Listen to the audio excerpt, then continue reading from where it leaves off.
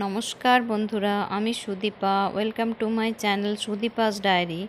আজ আমি আপনাদের দেখাবো কিভাবে খুব সহজ পদ্ধতিতে ফ্রেঞ্চ ফ্রাইজ বানানো যায় বাড়িতে। তো এর জন্য আমি দুটো বড় সাইজের আলু কাট করে ওটাকে ভালো করে ধুয়ে নিয়ে কর্নফ্লাওয়ার মাখিয়ে রেখেছিলাম। কিছুক্ষণ কর্নফ্লাওয়ার মাখিয়ে রাখার পর কড়াইতে তেল নিয়ে তেল বেশি করে নিতে হবে, যেহেতু এটাকে ডিপ ফ্রাই করতে হবে। তো আমি একটু কম তেলই নিয়েছি, আপনারা চাইলে একটু বেশি তেল নিতে পারেন। এটাকে গ্যাসটার ফ্লেমটা হাই করে দেবো এবার। তারপর এটাকে ডিপ ফ্রাই করব। মাঝে মাঝে একটু নাড়িয়ে দিতে হবে যাতে জ্বলে না যায়। এটা খানিকক্ষণ একটু লাল হওয়া অবধি ভাজতে হবে। ভেজে নিয়ে এটাকে একটা বাটির মধ্যে টিস্যু পেপার নিয়েছি আমি। এবার এটাকে তুলে নেব। এর মধ্যে এতে তেলটা কিছুটা টেনে নেবে।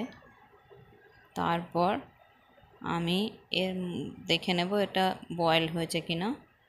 তো এটা ভেঙে দেখতে পারেন আপনারা, বয়েল হয়ে গেছে।